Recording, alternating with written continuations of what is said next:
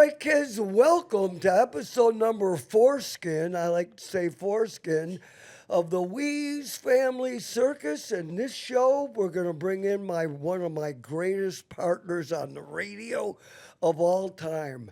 Boy, did we have fun back in the day, and then he went to the big time, to the big cities. That cat is BJ Shea. But let me just tell you, he'll be on in a minute. But let me just tell you that this show is brought to you by Clark Peshkin. You know, I talked about them often because they're a great family law firm, divorced, but now Kevin Clark will help you get an estate plan. And that is very, very important. Completely important. If you own a home, just know a will isn't enough. And I'll tell you later how you can go to a free seminars and free, and you can learn everything because people are very uneducated about estate planning, wills, trusts, everything. So, at this point, Jake, you with me, my brother? I'm with you. I'm waiting for BJ to come in. It's BJ the Hedgehog Shea. He's going to pop up magically? Yeah, We'll as soon see. as he comes in. Well, wait, BJ is in Super Bowl heaven. That's Oh, right. Yeah. He lives in Seattle. BJ is in Seattle, the probable winners of the Super Bowl, I hope. He's part of the Grandpa Club now, Bub, like you. Oh, yeah, he's a grandpappy. I wonder what his grandpappy name is. Stop touching your microphone. Oh, sorry. So, listen, while we're waiting for BJ, we have obviously a technical difficulty. There's so much to talk. Let me just mention that we're recording this on Sunday. Last night, Lucy's first boyfriend was in town, Jimmy Fallon.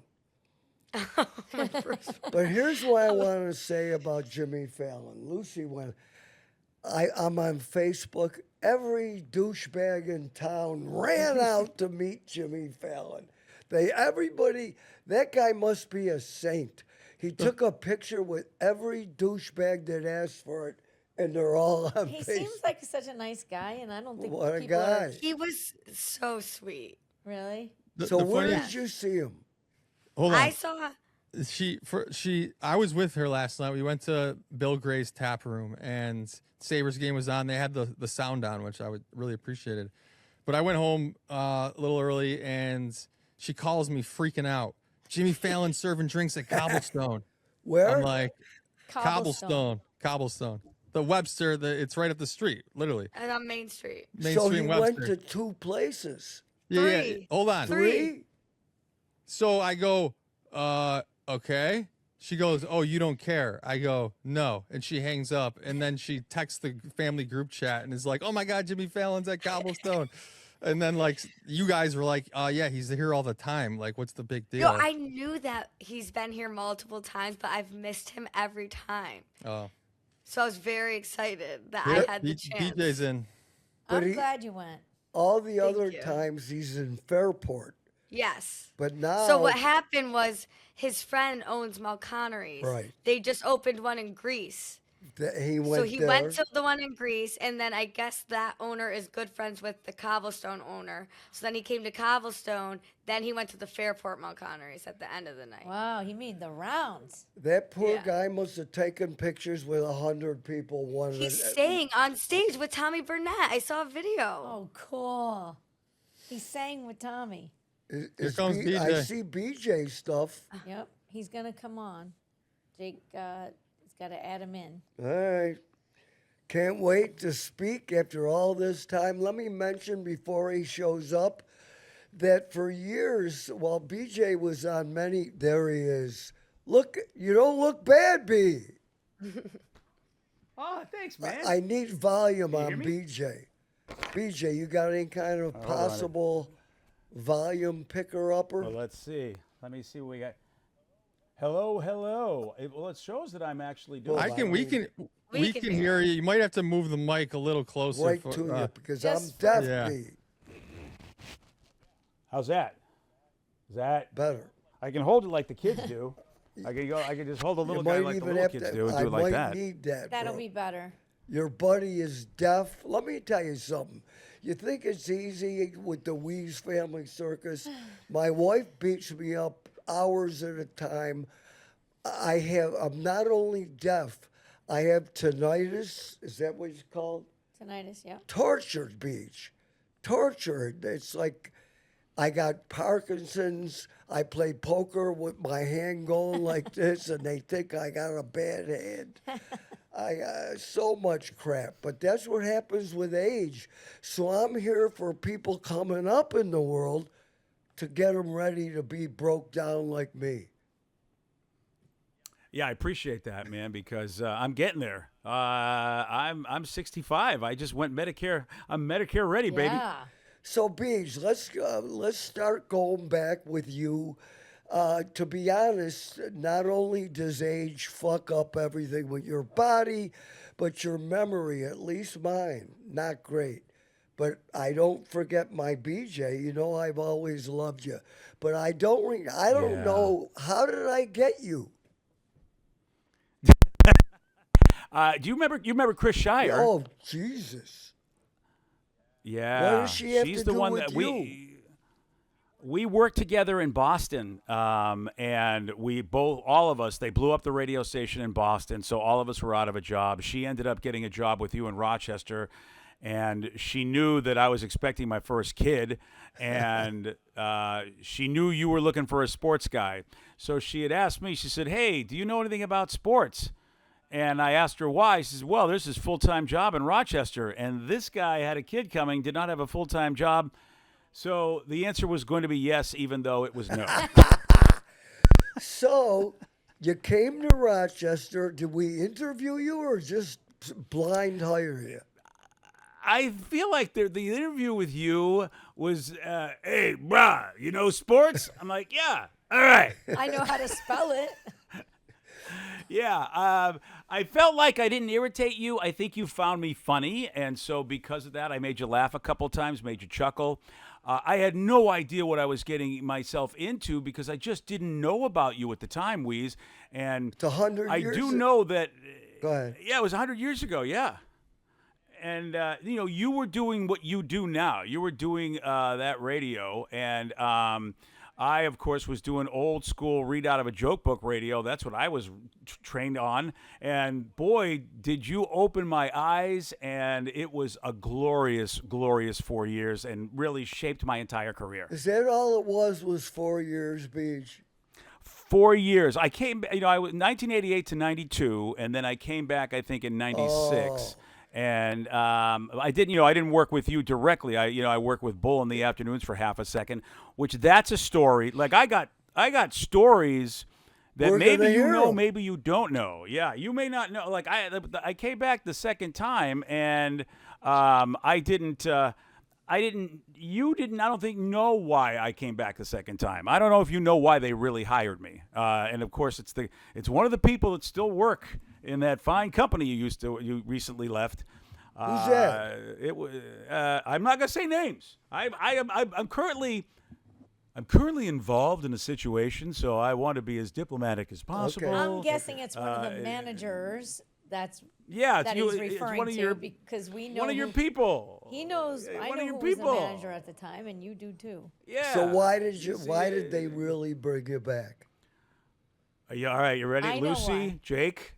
You probably do, Doreen. I'm but, gonna guess, yeah. Lucy, Jake. They thought Wease the first time. I think this is your first time with cancer. They thought you were going to die. Now they didn't tell me this, Look at so they were Lucy's getting ready face. they were getting ready to replace your show, and I'm like, I didn't know this, so I think they really want me to come in and do an afternoon show, and they put Bull on with me. The only person that was ever honest with me about that afternoon show, by the way, Wease, was you. You're like, bro, this show stinks. I don't understand why they're doing. That doesn't sound And I'm like like- Wease at all.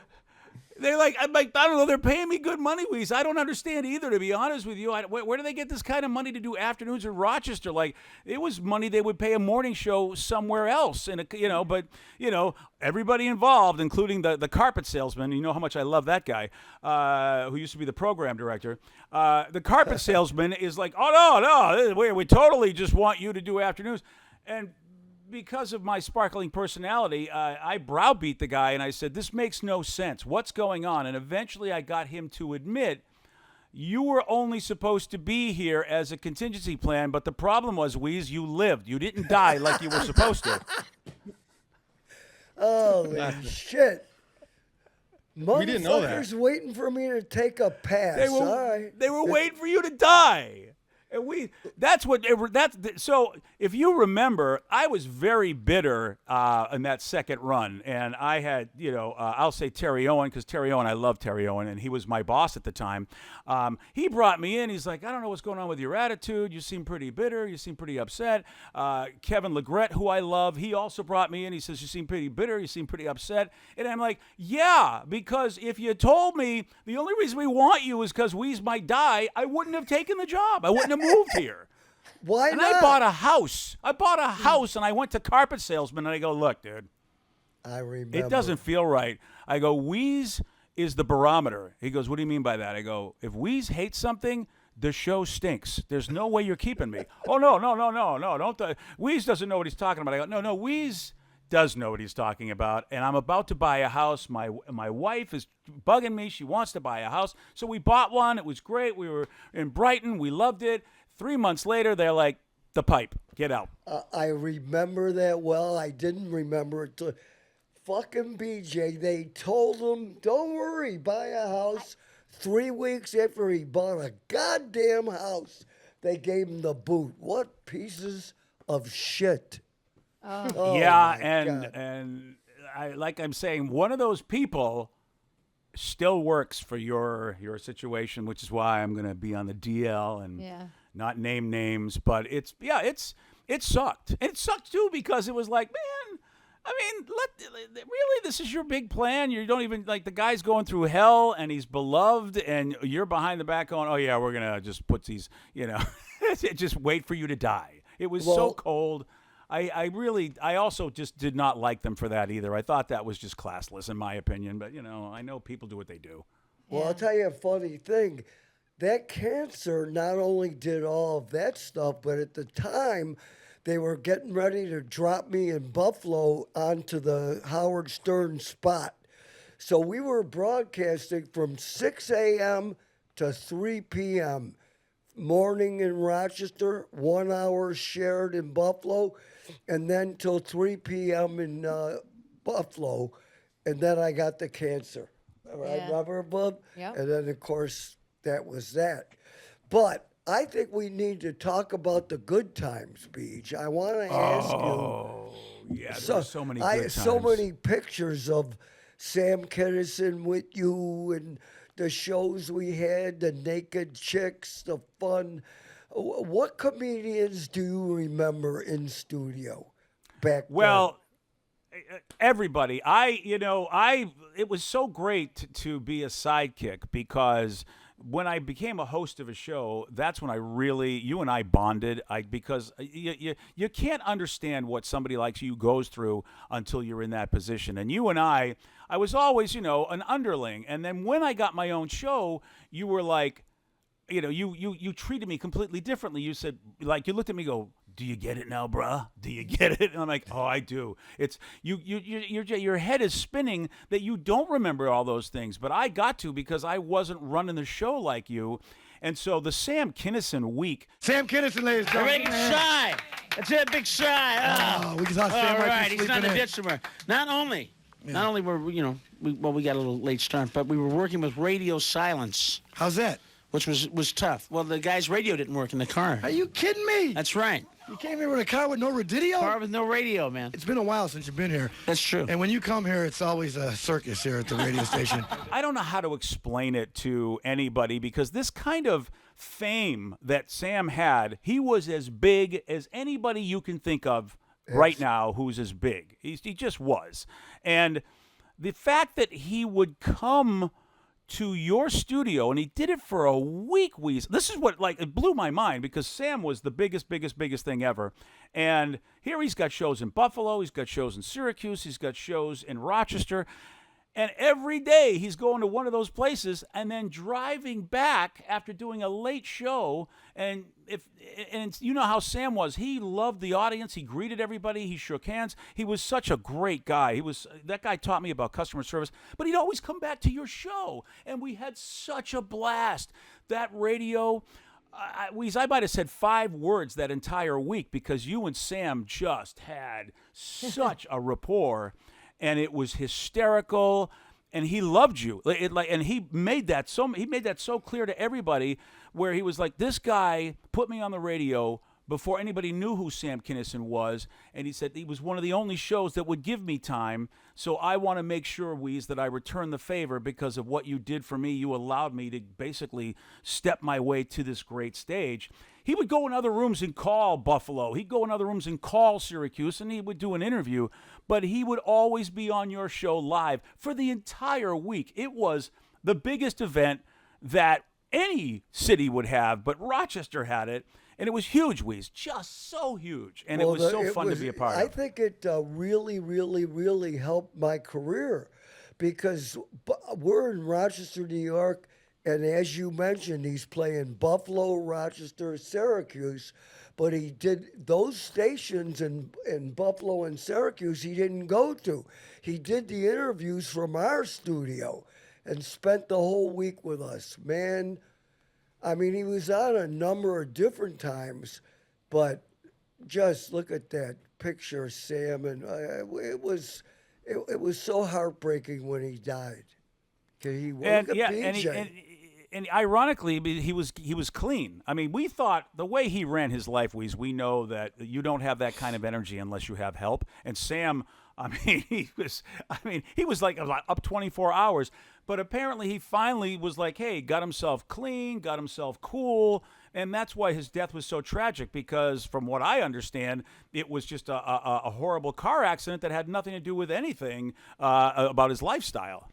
Right. Well, what happened was punk-ass drunk teenagers in a pickup truck went across the road. They were on the way to Las Vegas to perform, and they went across the road head on to Sam. And that's it. Yeah. Good night. Yeah. I mean, it is Hey, a little Wease, ironic. He got clean, yeah, and it then is. he got Yeah. hit by a drunk driver.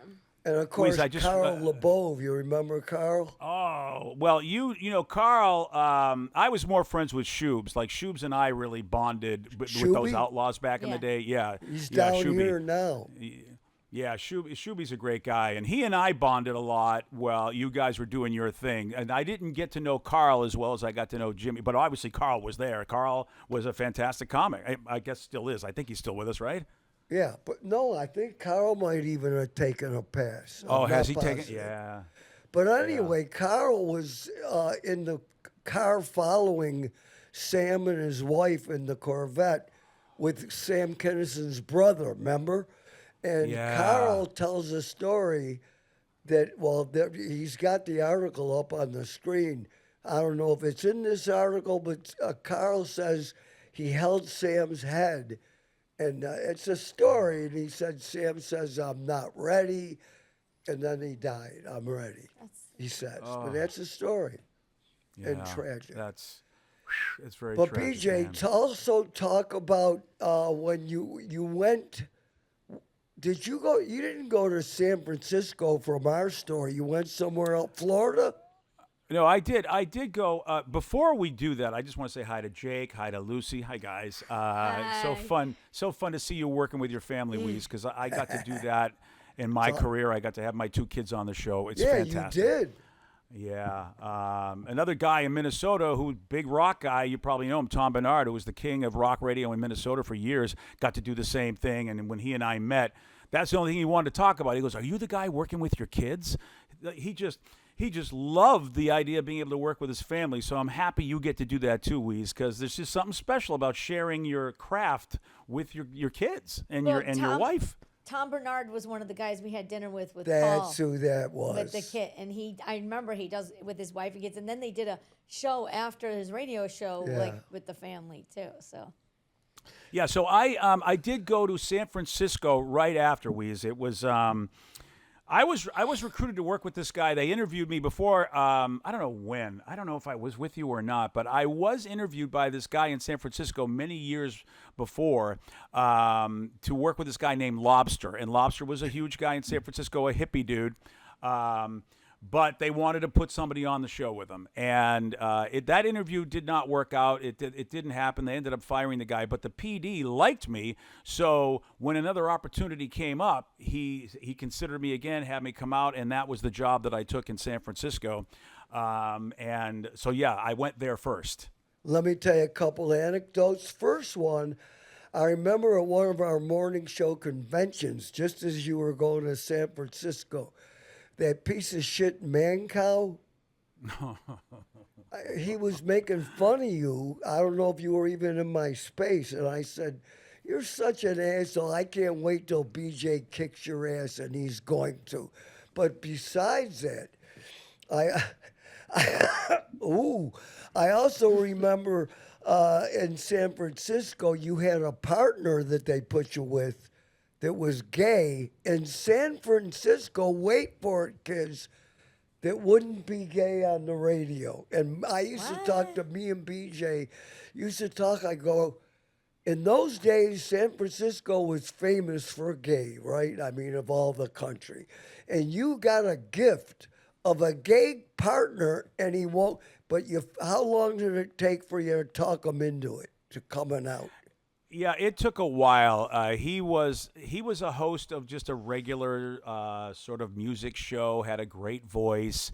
But the fact, and you never really knew who he was on the air. And you, of course, taught me, be who you are. So I was a shock to his system. I'm going, how can you be in San Francisco, be gay, and not be out about it? We would have so many listeners. I mean, I don't think anybody else is open on the air. He's like, well, but he hadn't come out to his family, hadn't come out to anybody. So he was super. That didn't stop me, though. I still said, dude, we got to do this for ratings. What are you doing? For ratings.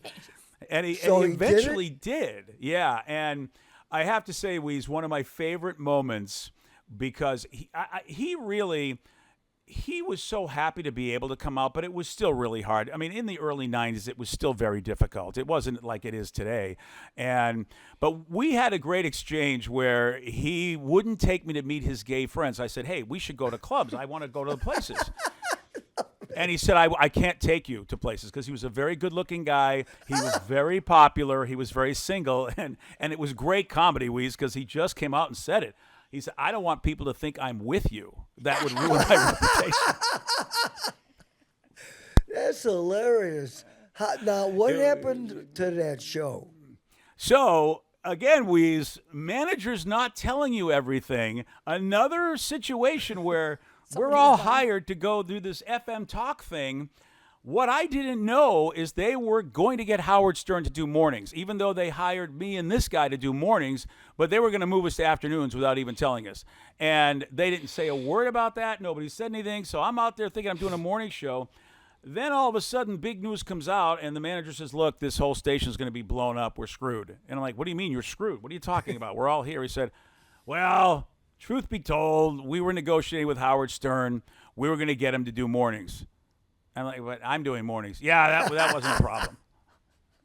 So Howard, of course, is owned by another company. They have a radio station in that market. And I'm looking at him going, do you think, and they were a rock station. I'm like, so you thought somehow that company would just forget they have a rock station and just let you have Howard Stern on their competitor? You thought that was going to work? And he's like, well, I thought no, because he went to that station.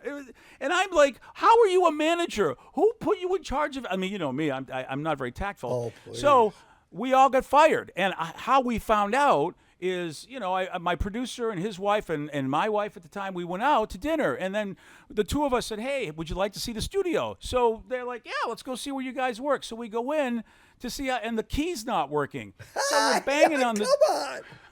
Yeah, the key's not working. And the two of us like, what? So we're banging on the door. The engineer comes out, because they still had people working at radio stations in those days. Of course. He looks at us and he goes, I can't let you in. I'm like, what do you mean you can't let us in? He goes, yeah, you'll find out Monday. Oh, my God. Are you And shitting me? That's worse than your thing. Weeze, there's too Well, many stories everything's- like this. You know, that's the thing is I sound like a complainer because of just what I've gone through in my career. But really, what's happened to you and me and everybody, it happens everywhere. I mean, it's a great, funny story because it is a funny story. But yeah, so San Francisco ended like 9 months in because we were never supposed to be the morning show in the first place. We were supposed to be having Howard Stern, which would have been a good idea to start a station, but that didn't work. And so they blew up the whole thing, sent us all packing, and I had to do some scrambling. I just moved my two babies. Like I had a 3-year-old and a newborn. And I'm like, oh, my God. And it was a great opportunity. It was triple my salary. So for like 9 months, I was debt-free, saving big money. I was so excited for my life because I was going to be smart with my money. And then goodbye. And there's like so much for the savings, so much for the debt-free. Yeah, I want to mention before we get to other things, and we got a lot, that in Rochester, BJ lived maybe right next door or just a couple doors from Plow. Chris Monheim. Yeah. Chris Yes. He was he was a neighbor. Plow and I we fought a lot, but he's a great dude. Oh, we talked to him today. His He's wife. phenomenal. His wife told me that you used to have to come home from working on the radio and vacuum and clean the house and stuff. That was like instructions you had. I'm glad you told me that, Doreen, because my new girlfriend is all about invisible labor and making sure that everybody does their fair share. So she is a very feminist, a positive feminist, because I think there's some feminists out there that sometimes go a little too far with beating up men.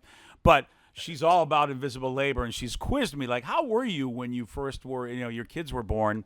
And I totally was, I don't know. I know I was working. So thank you, Doe. I'm going to tell her, hey, I vacuumed and I did stuff. No, they said you had a whole chore list every day. Every day you had to come home from working on the radio and do that. There was no Wow, I going home totally and forget napping. that. But thank you. I'm They glad that remember. I was at least pulling my own weight. So, BJ, for your old Rochester fans, where'd you go? I'm guessing did you go to Florida? Yeah, I went to Jacksonville right after San Francisco. That program director was a solid guy. I didn't have a contract, Weeze. I was stupid. I went to San Francisco without a contract, so he made me sign one once he knew we were all getting fired so that I would at least get paid for the year.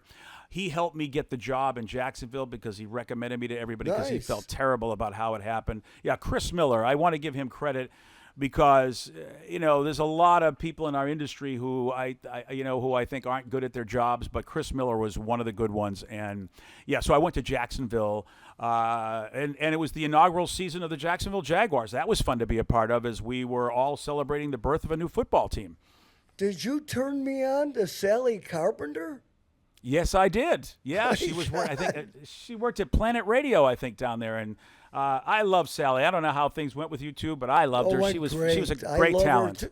I loved her. She was my kind of broad. She was. Yeah, I was so happy when she joined your show because I tell everybody, I go, look, you are going to learn so much. You're going to unlearn everything that this business has told you, and you're going to learn how to be a great talent. You just work with that guy, and he's not going to teach you anything by telling you. You will just watch him, view him, see how he lives his life, and just absorb all of that. It's not like he's going to sit you down and have these fatherly moments. That's not going to happen. Hey, I didn't teach you how to beat up the programs where you used to scream at Stanley, bro. Me and BJ would be in a car, I'd say, Beach. Remember? I'd say, Beach, I thought the best thing I think that I taught BJ was just listen to this asshole and then don't do it. Then we don't do what he said. I can't even think of what you could be screaming at Stanley about. I mean, Oh, Beach.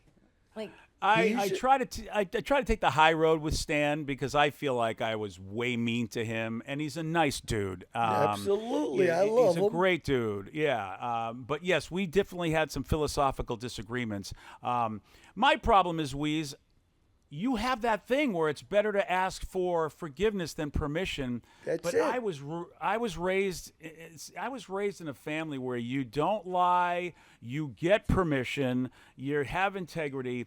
So it was You always follow the difficult for me to rules. live that way. I couldn't live that. I was so envious of you and also angry at you. Like, I can't do it that way, Weeze. I can't. I feel like I'm deceiving people. I don't.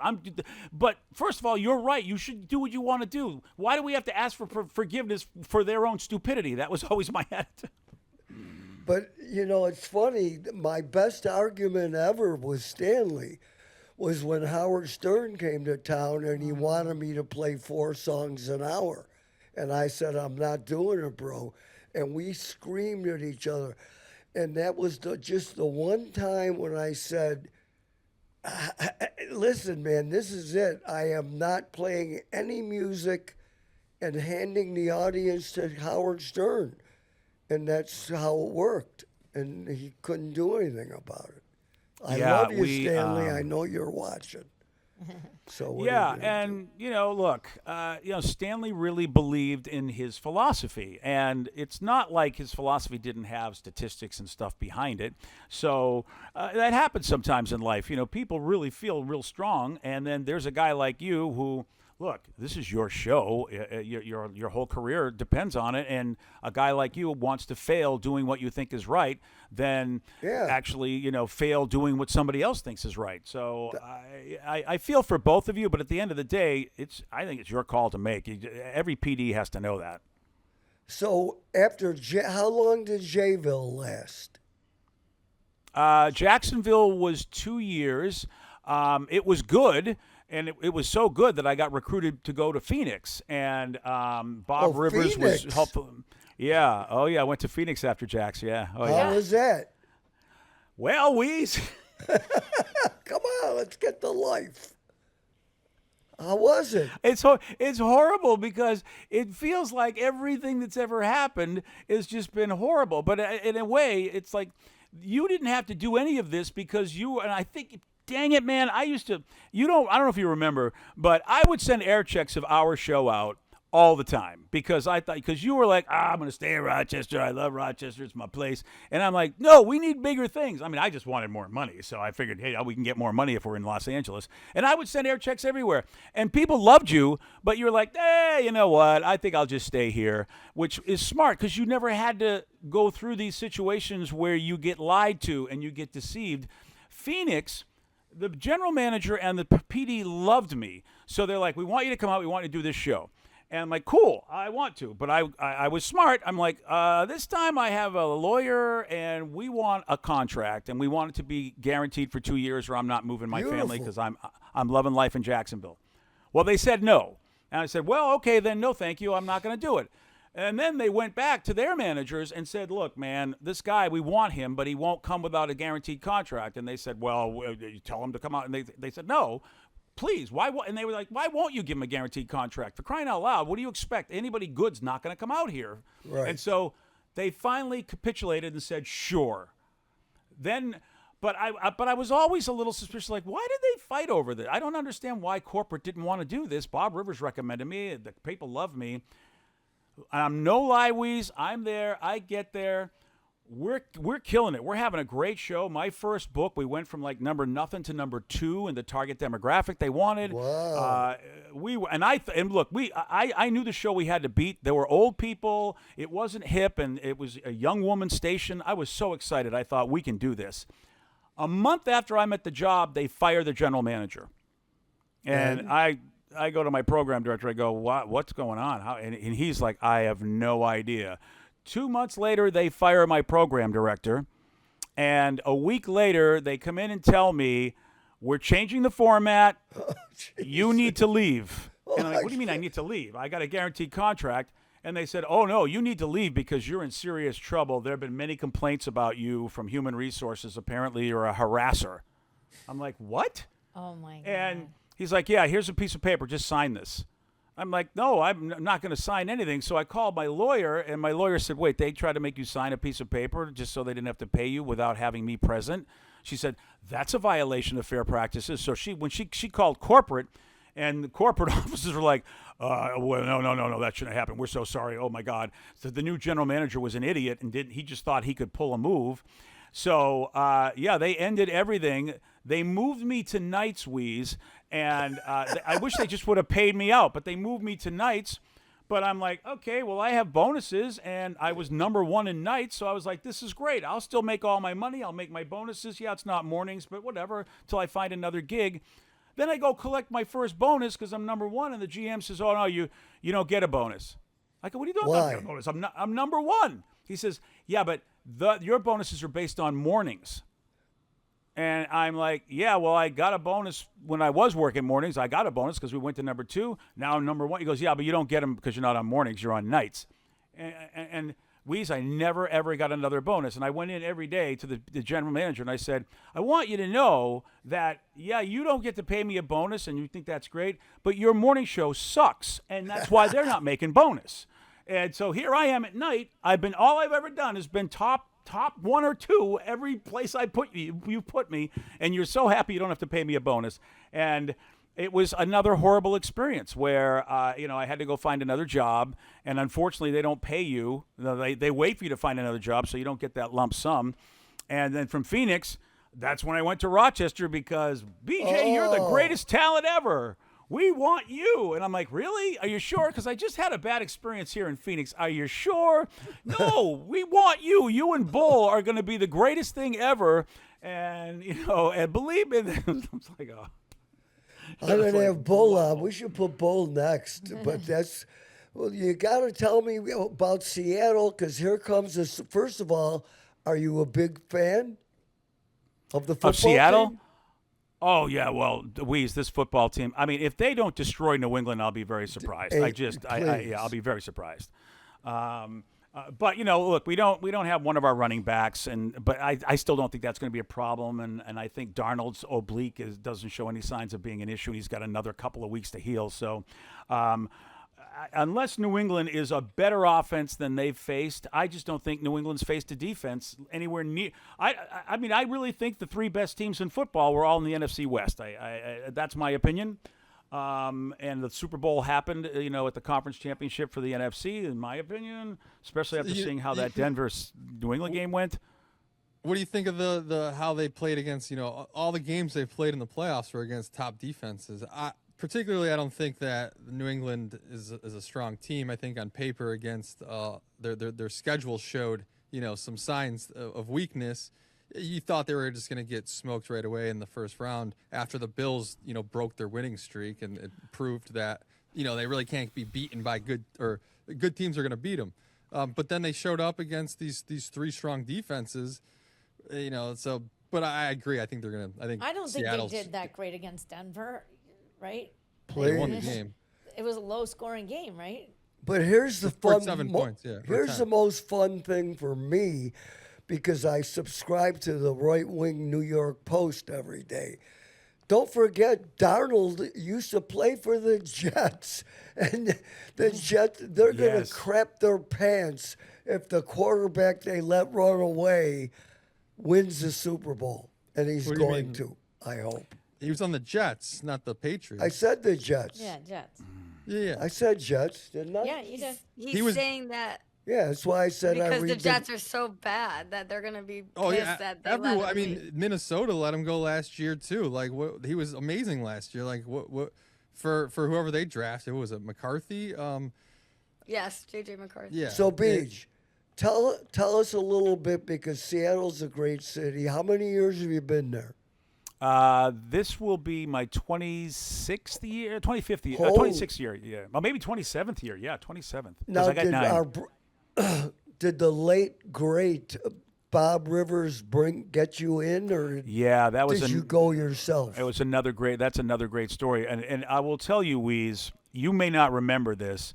There are 2 great things that please remind me to tell the stories.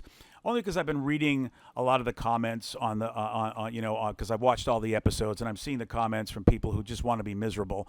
But I think it's really great for people to hear behind the scene things about you from people like me that you probably don't remember. I don't know. I know Jake doesn't know this. I know Lucy doesn't know this. And I just think it's great for kids to hear what a great dude their dad is, especially when your demeanor is one of not a great dude, because that's just how you show up. You show up like a guy that might be upset all the time.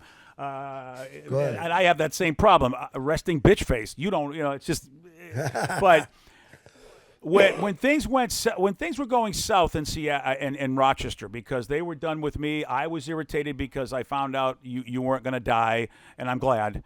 But my career was over there. It was like, now I got to relocate my family again. I was so mad. I just had such a big chip on my shoulder, and you had a vacancy on your show. And but you wanted a woman on the show, and I said, Wease, look, man, I don't think you need a woman. You know me. When I and Cindy worked together, Cindy was more of a man than I was on the show. I was the woman of the show. And That's true. I convinced you. You're like, you know what, bruh? You're right. I think this will work. And you told management that I'm putting BJ on the show. And they were like, wait a second, we're getting ready to boot him out the door. And you said, I don't care. I'm putting him on the show. And I was ready to join your show. And then Bob Rivers calls me and says, hey, man, there's this great opportunity at a Seattle talk station. And I had never done talk before. And not to the level of what this person was. And the program director at the time was a really good talk radio program director. The money was the same. So it was going to be really a pay cut because, the money I was making in Rochester was not going to go as far in Seattle. But the opportunity to go work with this person, to be on in Seattle, Bob was going to be an advocate, and I thought, okay, I got to do this. But I want you to remember and know how grateful my whole family was, because we didn't have any opportunities when you offered me that job. Nobody was giving me anything until Bob went in. And I wouldn't have had that opportunity because Bob said, hey, send your air check to them. And you know how dumb radio is. The latest, the stuff that I had was really from, I sent them stuff from Phoenix when it was a woman's station, but I did send stuff from CMF. But they were like, yeah, but the last thing you did was a woman's station, really, so we don't think you can do men's radio. I said, but I worked with Wease for 4 years. He's like probably the top guy broadcaster you could ever have in the industry. Doesn't that count for anything? No, you did that woman station, so you don't know how to do guy radio anymore. So they threw my tape in the trash. And so I never got a call from Seattle. And then Bob called me and said, hey, how's it going? And I go, they didn't get back to me, Bob. You know how it is. If they don't get back to you, they hate you.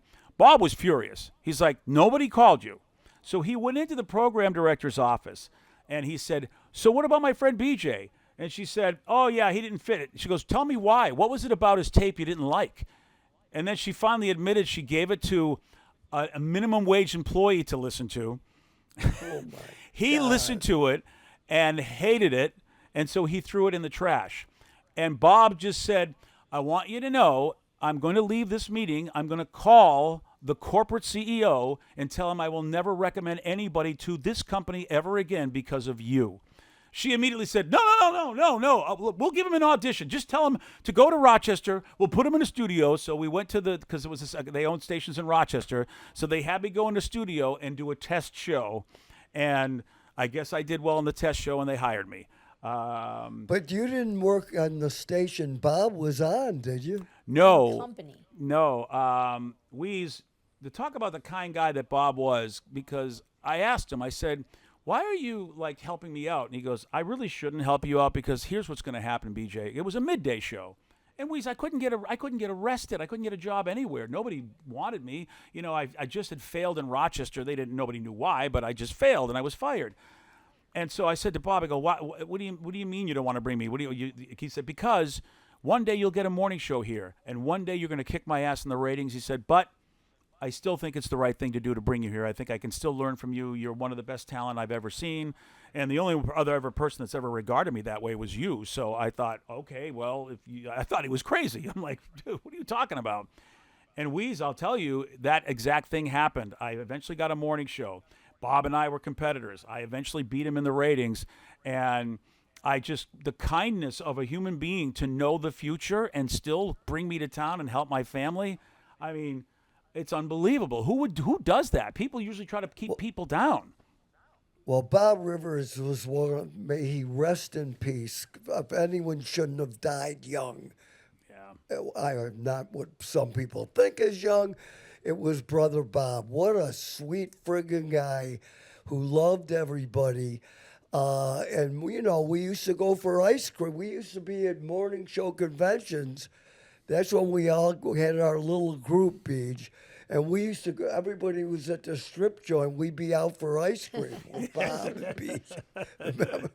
And that's how it went. And Bob, for those that don't know Bob Rivers, just look up what the thing. Well, he's dead, so I didn't never thought his show was good, bro. His song parodies were the greatest ever. This guy, did he not make the best song parodies? He really in did. the world? He really did. And he would get the same equipment. Like he would get the equipment that was made on the original. Bob was such a music geek. The guys the studio. The guys from Heart There he is. loved him so much that they actually asked him to go on tour with them because of his acumen Yeah. with playing music and making music. Yeah, it was amazing. But you can't say that about his show, Bob, because if you live there and you listen to his show every day, like his listeners, you would have loved his show. Well, 'cause obviously, every then- show has people that love Right. them. Every show. Right. The worst show in the world that we think sucks has plenty of listeners that think it's Right. the best. I'm sure there's plenty of people that think we're the worst shit going. Bob was the sweetest guy. It's just that when I would listen to, back when we would be in Atlanta or wherever, we would hear tapes. You know, Bob, I loved him. I better shut up. Yeah, I think you should. I loved him. He came to Sodas. He came to Florida. We went to dinner. Well, he was the sweetest. And look what he did for you. And you ended up beating him. And how many years were you still on after he left? Oh wow! I think at least 10 years. Without Bob. Yeah, without Bob, I think so. Gosh, I feel like he retired 11 to 12 years ago, and so I've been off the air. At KISW, which was the big station I was on, I've been off them for 2 years. So I think we were there for 10 years after.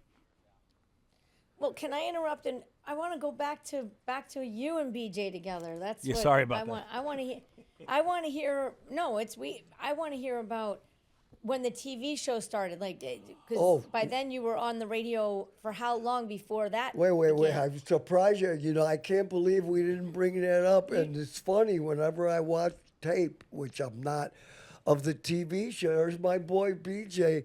Man, do we have fun. Oh yeah. Man, BJ, did we have fun on that TV show? That was such a great. I mean, everybody involved with that, Wease, and you know, and I know, to do a local Saturday Night Live type TV show, any kind of show at all locally, is impossible. I mean, there's a great show that was done out here for a very long time with some really talented people called Almost Live, and I think if you search for it on YouTube, Seattle tried to do their own Saturday Night Live, and for years, the NBC affiliate made it happen with some great talent. It was so hard to make money. So the idea that we got to do that in Rochester is crazy. But we didn't get paid, or at least I didn't get paid. But it was so much fun. Wease, it was. I never thought I'd ever be a part of anything like that in my life. And to this day, I am so proud of what we accomplished. And you riding your motorcycle into the place, it was just ridiculously over the top. Howie Mandel is the first guest, and Howie was fantastic. We just showed. You probably couldn't see. We just showed pictures of see Howie, it. you and I, Yeah. on the show. It's it was a fantastic production. Was Marty Duda? Do I got the right name? Yeah. Marty Duda. All those guys and and what Marty. happened was Marty moved to New Zealand. Marty, obviously, just like my son Jake, without him, this doesn't exist. That TV show was all Marty. And do you remember Tom Clyde? Yeah, Tom Clyde, from great the dude. Love Funny Tom. Bone comedy chain, wrote for the show. Yeah, Tom's another great guy, boy. I am rocking my Buffalo Bills Zubas. I think that's what they are called. Those. Oh yeah. I I love don't know if those. those are black and.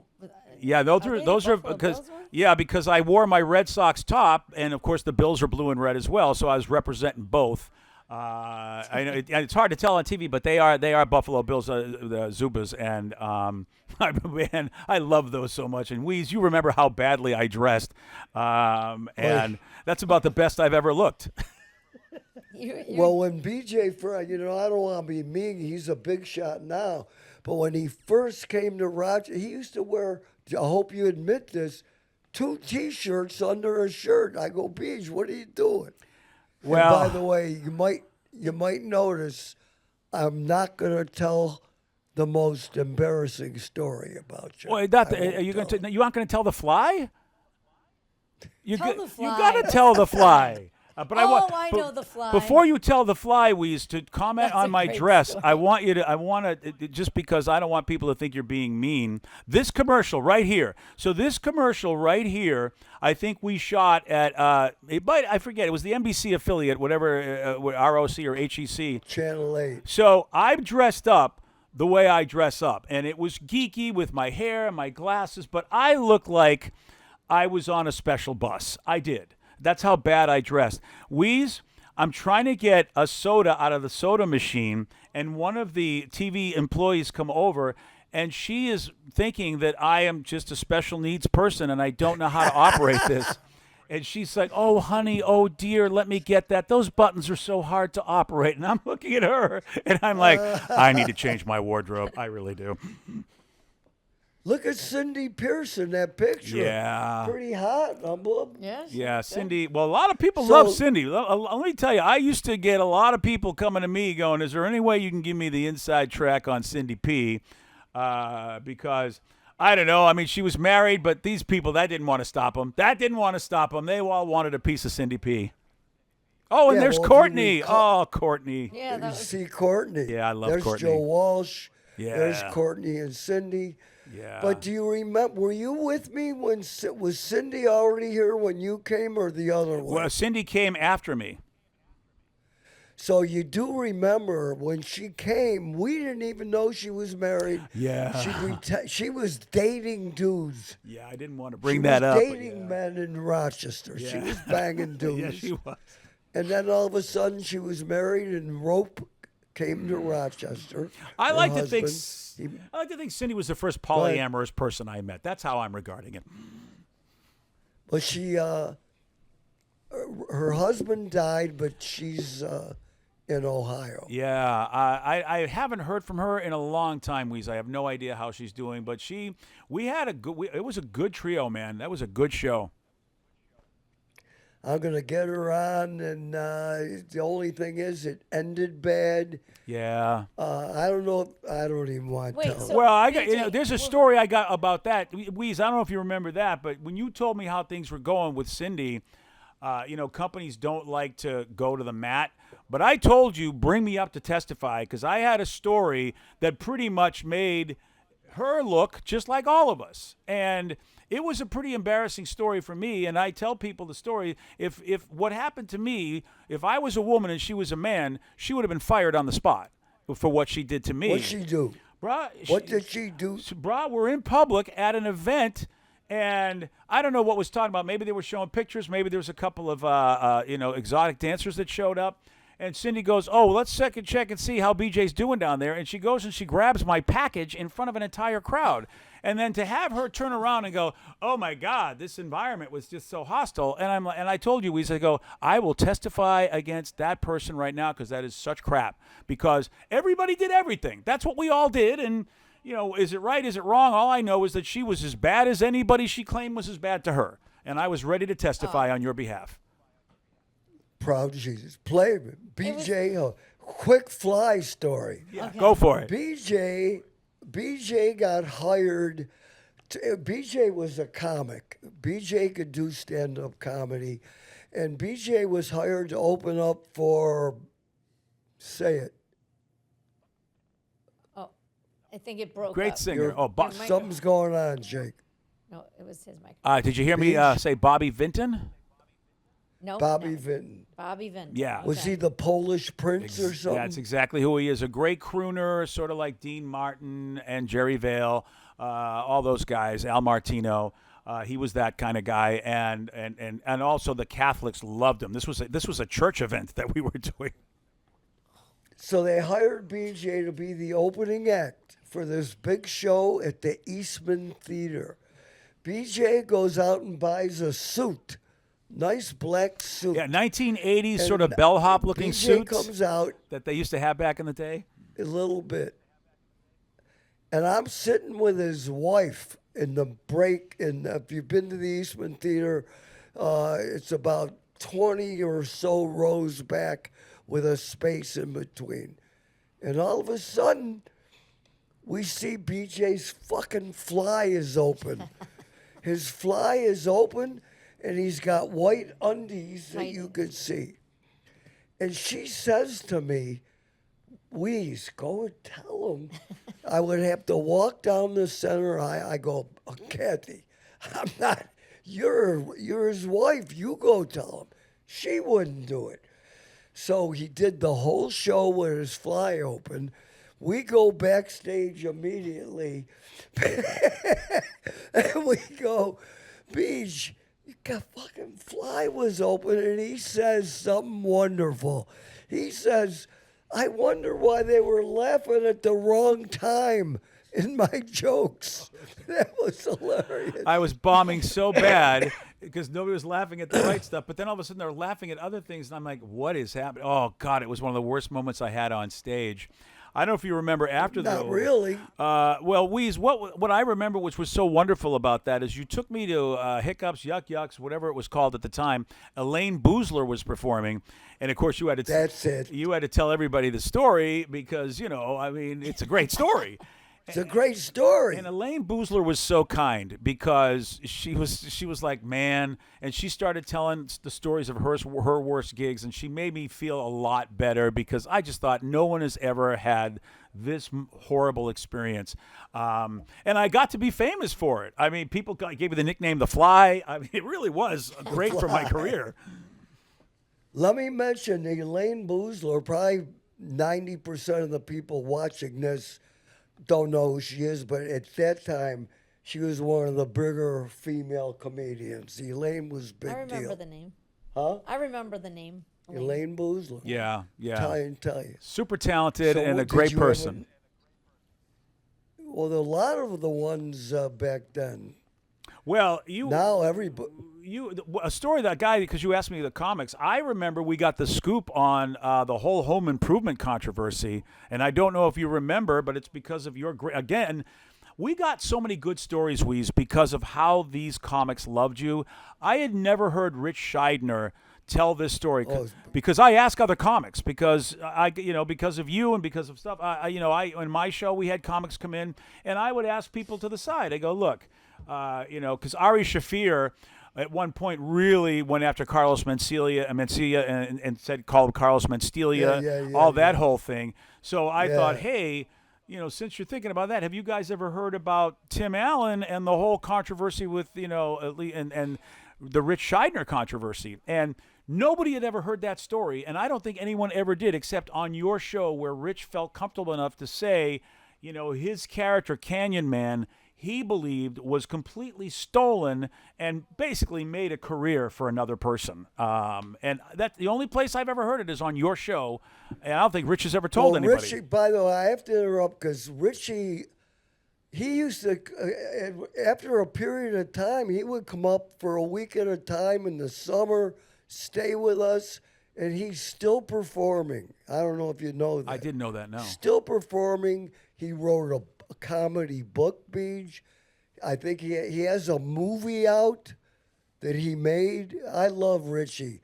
Just for folks that ever want to look up Rich Scheidner, he was married to Carol Leifer. Yes. And if you don't know Carol Leifer, watch a show, pretty successful show, called The Seinfeld Show. Yes. She was the top producer. Okay. She was a writer, but she was big. She must have, anyway, when she was married to Richie, she went gay. She went to the other side of the plate. Man, that's always and tough. I don't know what people feel. One of my buddies, I won't say his name because he might be insulted, but you know him, Rubes. Oh. He got married, and his wife left him for another woman, and he was devastated. And I always thought, if my wife leaves for another woman, it wouldn't bother me in the least because it wasn't me. It's not even me. It's- If yeah. they leave for a dude, you ain't shit and you got beat. But if they leave to go to the other side of the plate, it's not you, Yeah. right? I don't know. So true, Weeze. I never understood that either. I don't know why men get so upset about that. I'm with you. It's like I would rather leave for anybody besides another dude. I don't care who it is. Because it's not me. It's like, oh, you just don't like. It's not your orientation. Okay, I don't take that personally. What are you gonna do? So, Beach, before we take a Powdarius, Yes. how are you doing? What's happening? What are you going to do? Well, I'm a new grandpa, and that's fun. You're telling me. Yeah, I know you know that. There's Grandpa's daddy right there, Jake. And things are, I'm still trying to resolve things with my old employer. I would love to get my job back. I'm so frustrated that I'm not on the radio right now because we had such a great show going, and I really, it's just so hard not being on the air, doing a show, doing what I love to do. I hope that can happen. I don't know if that's going to happen. It's been almost 2 years, and we're still negotiating, I Is guess. that long? Yeah, well, Well, let me interrupt quickly and say, when you're done, when it's not a problem, I'd love to tell the story with you yes. of how you got the pipe, because you got fucked. Yeah, Bad. it's Cheated. Yeah, and I'm hoping that other people feel the same way you do, people that actually have the ability to do something about it. That would be great. What, are you talking about like this? I couldn't hear you. Because Beach, why don't you do your own show? Like, why do you need- I'm glad, Weeze, by the way, I'm glad you asked Jake if you could tell everybody what it costs for you to set this whole thing up. Jake, I love my son, Joe. He just doesn't have the work acumen that you have to be able to help out with something like this. Though now he's in North Carolina and he's got a fiance and he's out of radio himself and he's working in the culinary industry, which was another one of his loves. So, but yeah, to do a podcast, I'm like your dad, Jake. I don't want to do anything but play my board games, and then you tell me where the microphone is. I'll sit down and I'll start talking, and then I'm going to go Hey, leave by and the play way, my board games. Since you brought it up, I wasn't going to mention it, but this is so weird.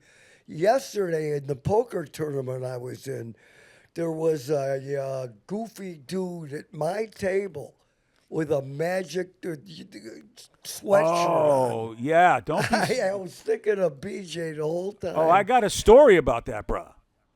Yeah, I mean, I don't even. You know what that crap is, Jake? Oh, bruh. What's it called? yeah, well, I don't know magic. you know who you plays and it is Jo- your own kid. Sammy plays magic. You and Joey, right? Game? Play. Yeah, Joey. Yeah, and let me tell you about Magic Weeze because you're a poker guy. Because a lot of people don't know.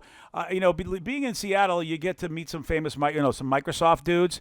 And so Sure. this one Microsoft dude loved to have poker games, and he used to bring a lot of people that he met over the years. And one guy was a World Series of Poker guy, Kieran something or other. He's an Irish, and he was very Irish poker player, very successful.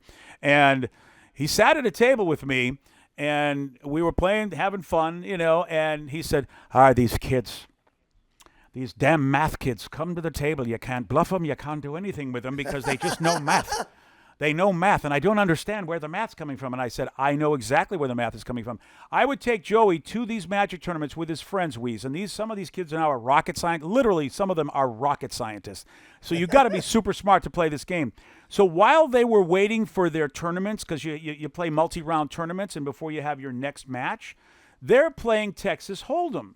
And I sat down and I started asking the Magic players, I'm like, what's going on? I don't understand why you're playing Texas Hold'em, you're Magic players. And they said, oh, it's the same thing.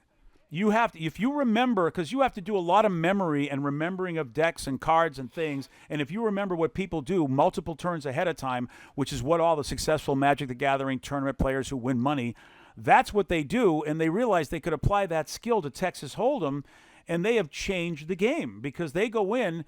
And Joey has that kind of mind. Joey will tell me what I did 30 hands ago and tell me why I was a bad player. And that's why you're seeing those guys, Weeze. There's probably a lot of Magic the Gathering players, if they're younger people, at your table. Yeah, because the Guy's skill hipping me. translates to He's poker. hipping me today. Yeah. Yeah, you better run, Dad. You better when you see a magic hoodie on a guy, you got to know he knows what he's doing. All right. Yeah. Wait. You won't chase him away, bro. BJ, so you play tournaments? The Magic tournaments? I used Do to. you?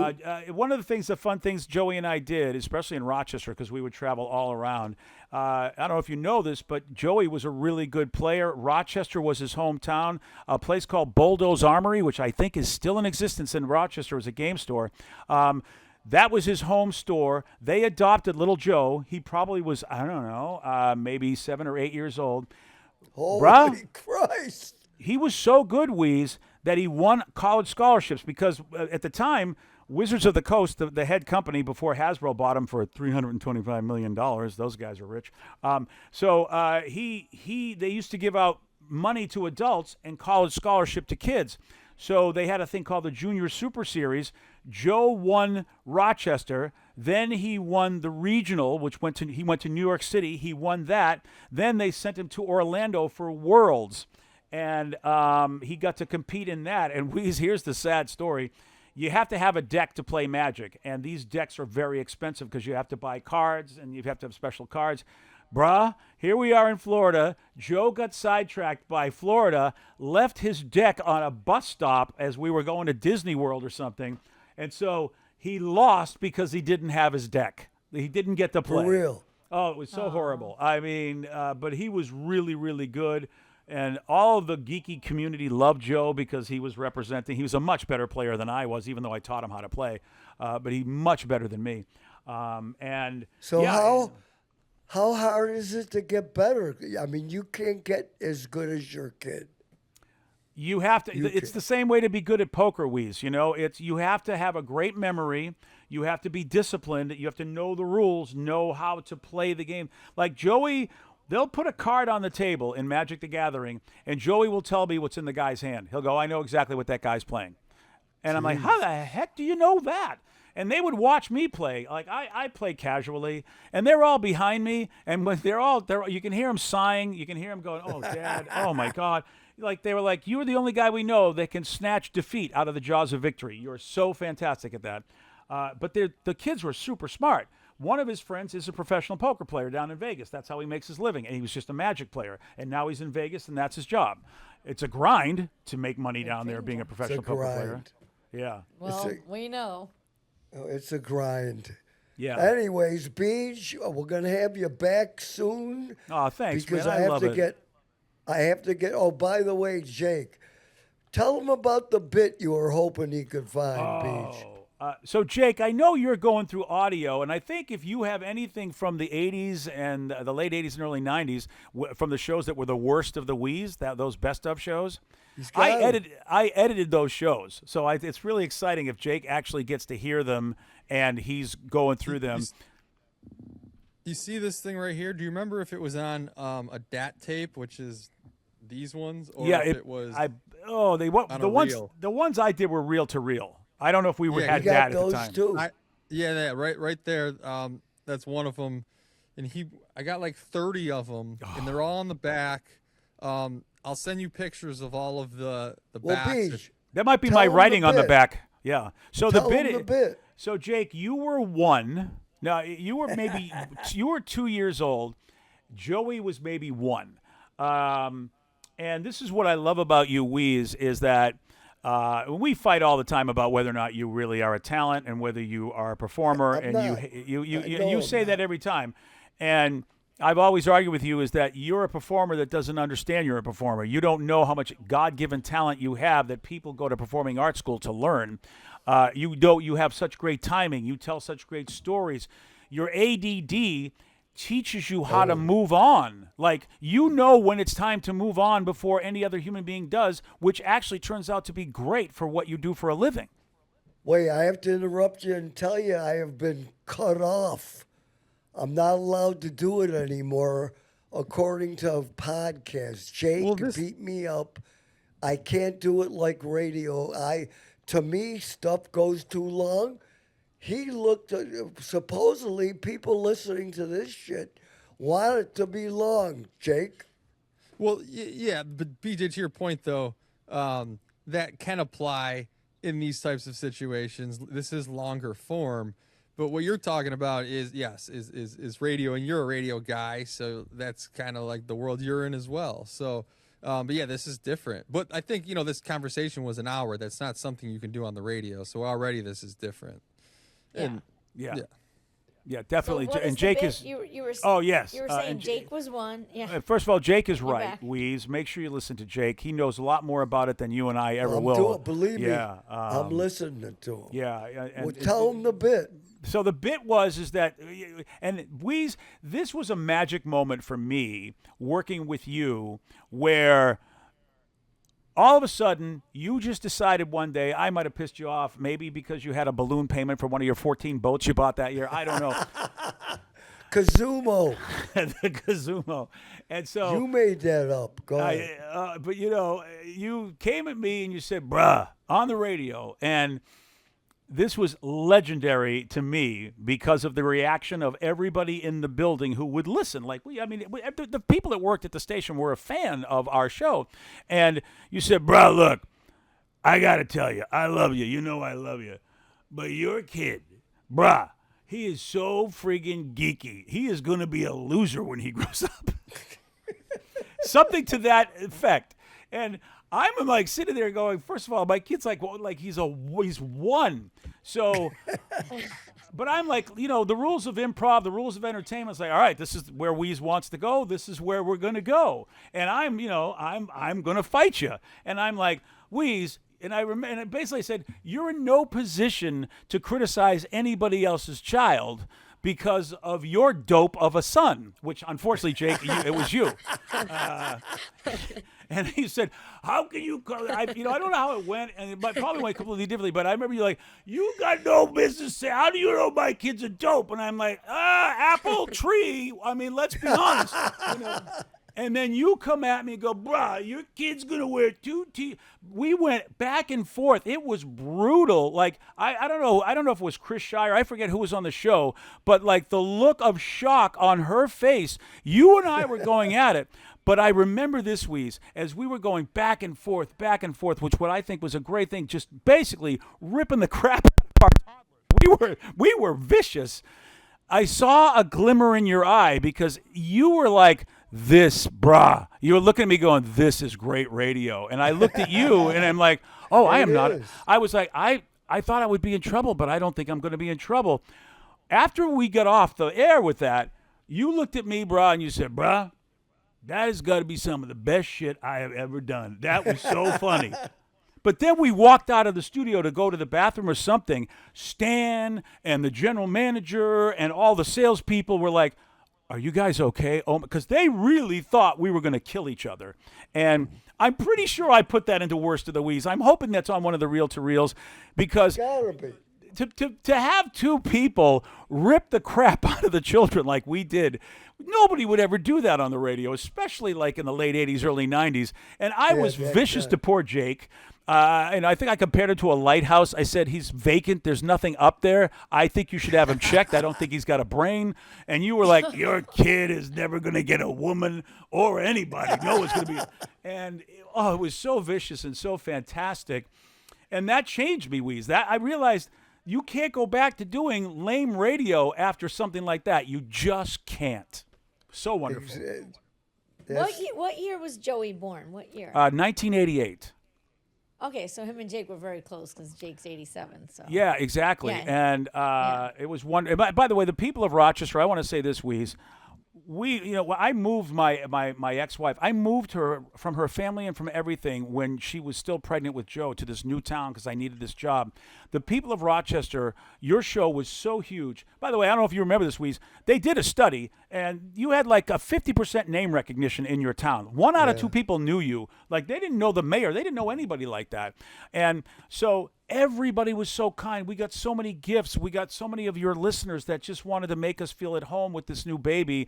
I to this day, I've never been so well received. So I want to thank everybody who remembers me and remembers you. It was such a great experience because it was tough on my ex to have to go out there and not have anybody there and have this baby. But yeah, it was a great experience. And bro, Rochester is a special town for that. and we, I think Jake has the bit. whoa, What do you got? whoa. Well, no, That's me. what That's you- my writing. I think that's me, baby. What about this? What's Oh, it say? yeah. We can't. We read can't Oh, I that. can't really see. It's not big screen for me, but it looks like my writing, Jake. Those are my notes. Oh, that's so fantastic. You have those. BJ, so you were on the show with Wease the first time I ever met Wease or you. I saw the do you kismet. The remember both of you don't realize I was the first one, and I said to Weeze after, he doesn't remember, because You I always said, tell me this. I told Weeze, I go, Weeze, I have never seen you react to any woman like this in my life. Like, holy cow, this woman's like, she's got your, brah, you don't know what you're talking about, you stupid geek. And I'm like, no. And I go, Weeze, I got to tell you something. I kind of think she's feeling the same way about you. Like, she looks like she's really digging you, man. And you were But like, you bah. knew before, but we didn't know. I know. When I first met you guys, I didn't, nothing. Like, I had a boyfriend. Had my own life. It wasn't until a long time after.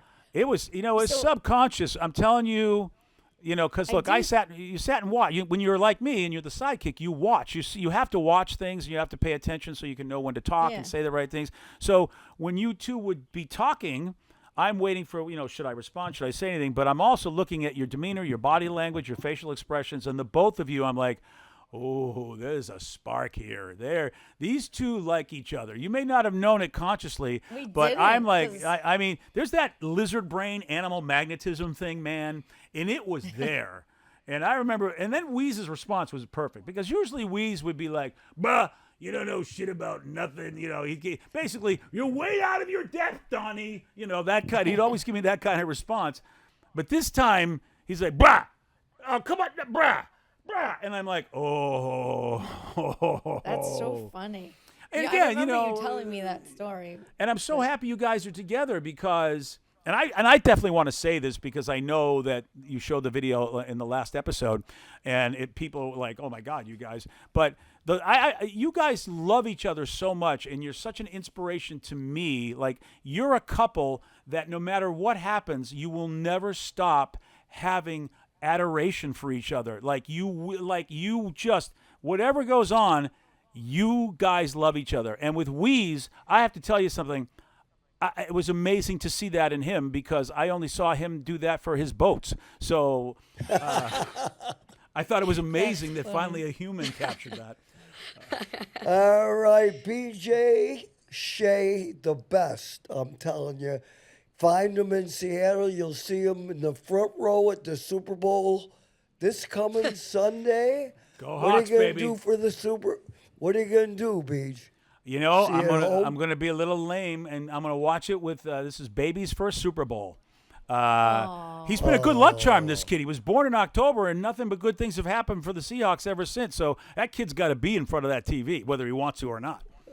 Oh, that's so cute. That's cute. I'm hoping. I know what I'm hoping, but I haven't mentioned it yet. You're hoping to watch it on the couch. I know. How'd you know? 'Cause That's it. What you always want. That's all I want to do. I don't party. You go to one of those parties, you don't see the game. True. Yeah, Drinking, talking. especially when watch. if your team is in it, it's a little different. So maybe they'll shut up a little bit more. Because I've been to a lot of parties, and I was at one when the the last time that the Hawks went. And you're right, Weeze. If it's two teams nobody cares about, but you actually do, it's hard at a party. Nobody cares. Is that much to really pay that much attention. Yeah. I'm not sure I care too much about either team this time either, so that's the problem. So it's BJ Shea. I see Lucille Ball Levin, my main man Satchel, sister Bubby Levin. We have to leave by saying it's nice to be No, important. We're not ending the show right now. We're not ending the show yet. Oh, not You yet, guys baby. suck. We're gonna let. What we happened? can What happened? run it. I think Run it. Jake wants to I don't- talk after BJ leaves. Yeah, we're not ending now. It's gonna only talk we got about another, BJ. we got Oh, another hour. I'm leaving, but you're staying. Another hour? I didn't know. Yeah, I thought that's we how were it all works. Piping. Yeah, no, they're Beach, I it's love the you, Oscar we'll music. He's talk. playing me off. Play them off. Peach, when you go though, leave the tab open for a minute so it can record the rest for everything for me. Thank you. Thanks so much. Thanks, Beach. Thanks for having me, guys. Anytime. Soon or will be more. Thanks, Peach. I know BJ used to tell me at Morning Show Boot Camp with you. He's like, I knew from the beginning. But I want to make it clear out there. The first time I ever met you, Wease, that as far as you and I, there was nothing in my head, and I don't think there was anything in your head about me and you. No. I was on because my boyfriend was a listener of your show. Yeah. And then years went by where I would go up. He's just saying. No, but he that said you could tell. he always told me he felt something, but I didn't even feel something. So it's kind of crazy that. But I always used to say to myself, I felt like we were meant to be together. So maybe that feeling did show up somehow. I don't think he was talking about the very beginning. He must have been because No, he meant when we were already together. No, Bub, Oh. No, he didn't. Bub, you know why Dad, I know? He left the radio. He left Rochester not long after that first time I went up on your show. He did? Yeah, then because I remember I made him a cake for his going away day. Really? Yeah, so I must You have, made him a cake? And I remember when he was leaving, Dad was devastated. And like I remember how old I was, but I just remember I was just about to ask how old you were.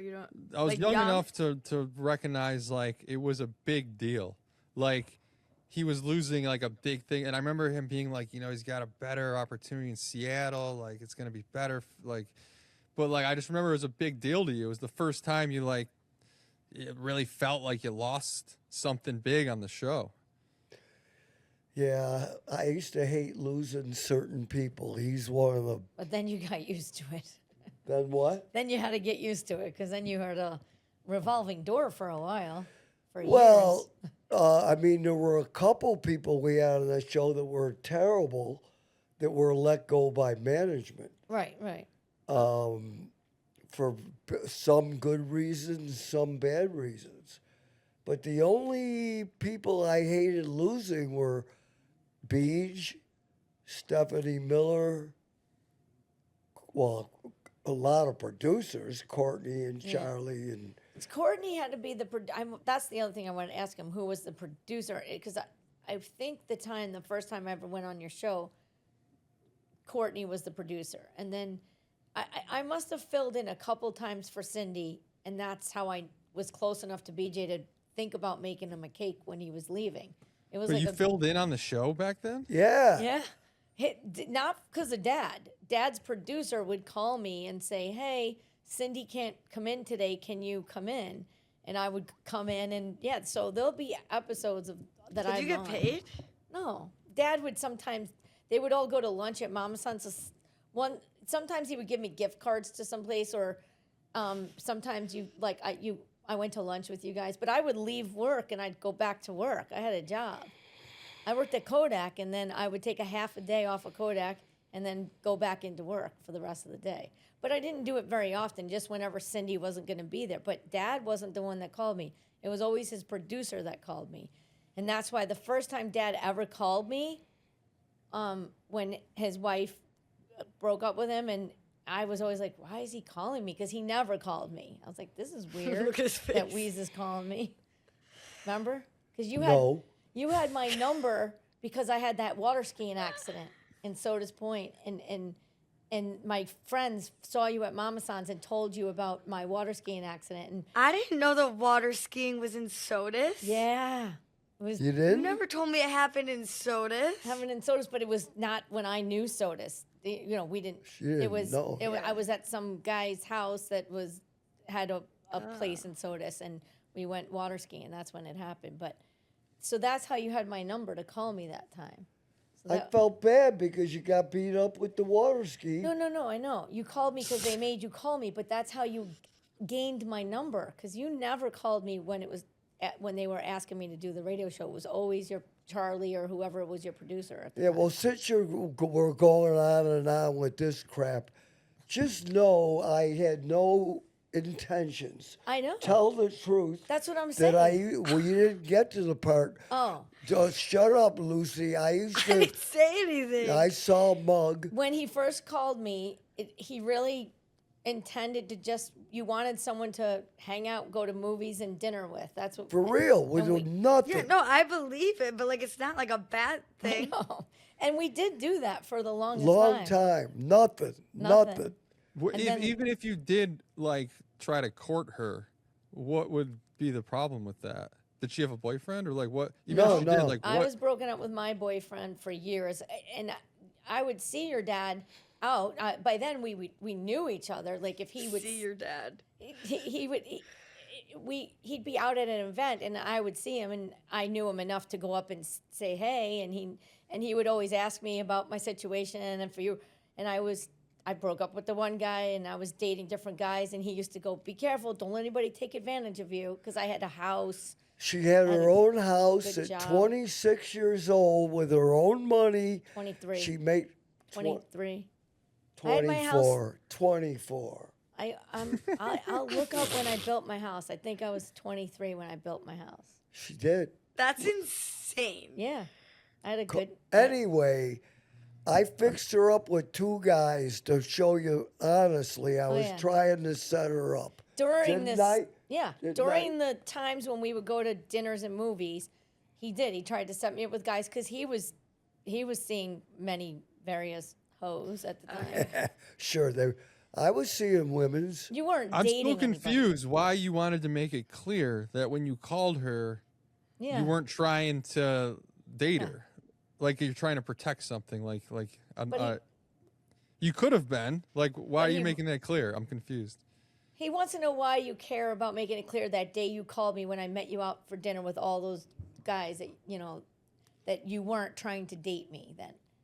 He wants to know why I'm making it clear. Yeah, why would you be embarrassed? Because why? Well, That's his because I truth. think nobody believes stuff like that. Right. You know, Oh. we've heard. I mean, we know one person that they might know that thinks we were banging, Yeah. and we weren't. The funny thing is, I think part of the reason, Jake, is we do have such a big age difference. So at first, Dad, I think that we Probably must thought have, it was creepy. we must have had a connection that he felt and I felt or whatever, enough that he wanted to take me to dinners and movies we would go like every Saturday, I think, if I remember. Did my daughter just say we were creepy? No, he said No, you were- I mean, did you think that it would have been creepy to ask her on a date because you're so much older than her? Sorta. he Yeah, de- exactly. he definitely did because But it worked out because I wouldn't be here. exactly. Right. But you definitely did, because when we did finally officially kiss, and that was from Cindy Pierce pushing. Remember that time at the cottage? We all had a lot to drink, and she's like, "You guys should be together," and I was like, "I don't think so." I think I have that picture of like, you Wait, guys you on the were front at- porch. we were The at cottage we as were a at- friend. in ready? Thousand Islands. Yep. By then, Dad and I were going every weekend to movies and dinner. But wait a minute. And you were at the cottage as a friend? Wait, weren't you Yeah. at the cottage warden once when nothing happened? You were- Yes. Yeah. And then one time I was there and we were drinking, and Cindy was saying that because she was best friends with his ex-wife Lucy, so she's like, she doesn't want to be Jake's back. mom. She doesn't want him back. Like, and because I kept saying I don't want to be in the middle A of home wrecker. Yeah, I'm not going to be accused of being a home wrecker. And Can she, you see that picture, Lucy? that Can you is zoom in, Jake? That's your mom in the middle. that's probably the weekend, Oh my god. maybe. Is There's that Marvin? Marvin? Marvin, yeah. Marvin. Cindy Pierce. And we were drinking, and Yeah, she right. kept pushing, and then that's the night. And Jake, well, you were there because you were in bed with Dad. You were sleeping in Dad's room, and I was in your room. I was in Yeah. your bed, your little twin bed. Yeah. And Dad came in and kissed me, and I said, Oh, Yeah, in the he- twin room? he came in the room, just kissed me. I didn't get Oh, no. any. Nothing. Well, that that took was a it. long Well, I thought time. the kiss was like out there on the porch. Like that's No. what I was envisioning. He like snuck in my room in the middle of the night. It was kind of like freaking me out. You look like Ashley, your niece, in that picture. You Yeah. do look like Ashley. But I said that after he kissed me, I said, no more welcoming committee, because that's what I used to call the hose that he would bang Oh my god. periodically. Was that One- the After one kiss, you said no more. No, welcoming Yes, I you kiss? didn't did. say it then. You did not say it then. After that kiss, you never were with another girl. You're nuts. 100%. After 100%. Are If you you were, kidding? you better One fess up kid- now. That was it? I don't believe that. No, I because, believe it. honey, I know 100% after, but we had been together for 30 years right now. 30 years, but we had been together a long time prior to that kiss. Hung out many. So then after the kiss, were you dating? Yeah, but Dad was secret. So this is what the reason I'm bringing it up, Lucy, because to your point, he still would be a little embarrassed. He didn't tell it on the radio. They knew who I was on the radio because he would talk periodically about me, but he wouldn't tell them that we were dating. And we'd go to dinner at like Grinnell's restaurant, and he would hold my hand underneath the bar or underneath the table. He wouldn't let anybody see. True.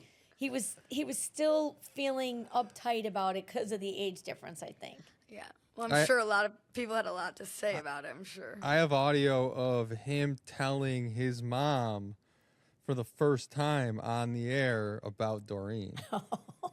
Oh yeah, Bev was not a fan of me at first. One time Who? she said, Bev. Grandma B. Her name was Beverly. Oh, I thought you called her Beth. I said Sorry. Bev. I called her Bev. Oh. Bev. But you guys called her Grandma B. But I didn't call her I nothing. had to win her over, but I did win her over. She ended up loving me. Oh, but yeah. in the beginning, again, your dad was a little, shot, had a lot previously just happened to him. So she got to watch her son be pretty hurt. And then here I come, and she just didn't know anything about me.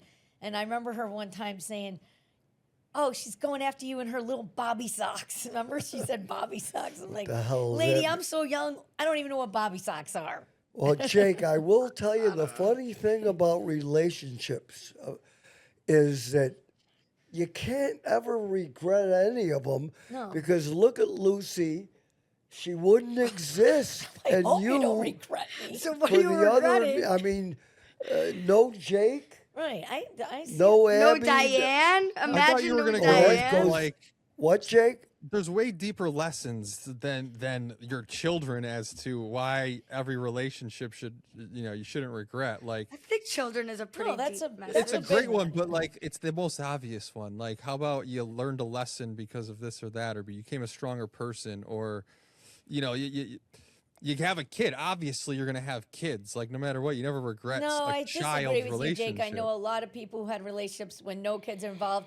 They don't look back. They don't ever go, "Oh, I learned a lot." They just are good yeah, 'cause they're- riddance, goodbye. 'cause Their kids no, make the that's- difference. Well, yeah, I know one No, with I- kids, I friend of disagree. yours that doesn't seem to care about the Those people, Doreen, don't have the self-awareness and aren't the type of people to learn from experiences and things in their lives. Right. If everything Jake is just very bad, into everything that I've done emotional- in my life has taught me something. And Of course. Of course. right. So you learn things about yourself. You learn a lot of things in relationships to then make you select a better one in the So next time. I've learned nothing. Because you've I've only had had one- one. That's the whole one point. boyfriend. That's my point. You can't take anything. So I know nothing. Well, Yeah. it's true. You don't. Or I was so emotionally intelligent that I knew that I wanted no one until I met Adam. Maybe. How about that? Well, let me tell you, since you brought it up, even though this is too fucking long, I feel no one's still watching this, I'm telling you. But in the meantime, your boyfriend caused us so much grief today. He It's didn't cause it. unbelievable. Why are we thinking that he caused He this? didn't. We are not thinking he did not cause it. The heat and he's not the reason. We got lucky that it happened while he was there. Maybe it wouldn't you have owe happened if he him. wasn't there. Dad, you think Adam broke the fucking furnace? What's Yes. Adam doing to break the furnace? He broke the He furnace. didn't break. The I furnace. will drive my ass over to Florida right now. You think Adam broke the No, furnace? we actually got very lucky that it happened while he was there, Bo, because Yeah, and the now I pipes don't would have get my burst. boyfriend back for the night. I know he's spending now the he has to night stay there, there. with the fireplace is on. Well, the fireplace helps. Yeah, I'm saying he's not going to go home because we don't have heat in the house. Your furnace broke. My fireplace doesn't work. Hasn't worked since it got cold. And the cold air just comes through it now. Oh, Oh. And the garage door stopped opening today. oi. What? No, that It's used to just- happen to us in the cold, the garage door situation. When it gets too cold, Jake, what's that hat? Oh, these are the new hats. that's a patch I hat. can't see it. Oh, can you hold it closer to the wherever the camera lives? Wait, I like still can't believe Dad just said that Adam broke the furnace. I can't believe he said it either. This whole time, Oh, Well, Adam thinks that you blame him that's too. cool. I'm there you grateful go. for him. Not at all. I hope so, and I hope you tell him that. What She said Adam thought I thought it was his fault too, but No. I am. Oh, I've showed nothing but gratefulness for him being there. I You don't, were Uh-oh, also wait a screaming at minute. me. You were also screaming at me when you were on the phone, so I can understand why he might have thought that. It's just you were in such a like fight or flight moment that Yep. it seemed like you were taking your aggression out through like your conversations, not but at I don't us. think I even Bubby, yelled at. I never yelled at Bubby. Adam once. Bubby, I don't want to embarrass you on You're the not pod. gonna. Okay, well, listen to me. When I you think Dad see heard what you other yelling. people feel you did, you can't say you didn't do it. No, I didn't because say. they feel it. I understand And that. something has to happen for them to feel it. No, I. What, You're right, Lucy, you're what right, do you you're right. think? No, yeah, it's fine though. Like you don't have Yeah. to be like No, I- We No. understand that defensive about it. we understand like I hope we understand. I understand that like when you're screaming, But you're not mad at me, you're mad at something Yes. else, and that you're just screaming. kind of like because- how Dad was yelling at you, but he wasn't mad at you at the radio. He was Right. mad at the situation. Exactly. But Adam's not used to that. So when someone's yelling on the phone, his mom's probably never raised his. Oh, you her even voice yelled in- at him? I didn't yell at him, so What? that's why And I. No, well, in his head, it probably felt like you were You were yelling, yelling at him. at him, but you weren't yelling at him. You were yelling at He Dad didn't through look him. it up that you were yelling. yeah, okay, but I'm. He I'm felt terrible. Like he felt like you were mad at him. all right. Well, I'll have to call him because I know I was. No, because now he's gonna be mad at me. No, he won't. I was just trying Yes, because he said don't tell your mom. We're trying to grow from this, and this is exactly what I'm talking about. Like when we can like have open communication and like be mature about telling someone they're yelling at somebody and understanding that we're not blaming you or pointing fingers. We're just observing why this is happening. So when we get yelled at, we don't take it personally. Like Adam, if he knew that, would have just laughed it off like me and Lucy do. Like I don't laugh it off. You're okay, the like I only do. one, Jake. You're the only one that gets it. Lucy doesn't. I don't. I don't either, Lucy. Wait, get what? The fact that when someone's screaming at you, they're not screaming at you. I don't get it. Sometimes Believe we me. Well, Yeah. you do it too, Dad. Do what? The Oh, scream, when like, I'm when you were screaming at you, yeah. I'm screaming at you. Dad, when you were screaming at Mom at the radio on your last show, you weren't screaming at her because you were mad at her. You I were don't mad remember at that. on Yeah. the, the when you were situation. yelling at the radio show. She's saying the last radio show when you were Oh, yelling. that. You were That's not- all. That's a whole different. I wasn't yelling at her. Yeah, so, But you but you were. were, and everyone thought you were abusive because you were Oh, yeah. yelling in her face. But the whole point was you weren't really yelling at her; you were just mad. I was And that's why yelling at. Mom was yelling I was today. yelling at what management told her to do. Right. You said they're fucking your brain. Listen, it's where the phrase "don't shoot the messenger" comes from. Very Right. good. Okay, like we're just the conduit of whatever it is in that case. But in the other case of her yelling at me or Adam or Dad yelling because he's mad at something else, we're taking our frustrations in the world out on each other because there's no one else to do that to but the person you're talking to or having to deal with in that moment. All right, before we close this podcast, this is the first guest podcast. We'll have one every week. I'm so excited for who we pick. There's so many people that want to be on. But I want to tell Jake before what we get to see on the screen and what I guess some of it was shown to the audience. But this was hard for me to look at Bob Rivers' I whole know. show. I know. Such he's such a beautiful guy that had to die, and you got his obituary. I That- don't see it. For the What? audience, for a few housekeeping notes before we go. If you're listening to this and you don't know there is a video version, if you prefer to listen, that's fine. But there will be much more rich multimedia in the video version. That plus, watch it on your television because, like, it's use the YouTube app on your TV, or if you don't have a smart TV, go get a Roku box thing for $30, and you can do it. I think the best experience is through the television, and you get to see I all have of to us. interrupt and say, I'm technologically an idiot like a lot of other things, but I watched my first time on the big screen. Oh my God, Jake! Yeah. I'm going. This people are writing. This looks like Netflix. So I mean, I don't know what it will be like just listening to this. You got to look at it because lot of people Jake just put listen. up today on this episode.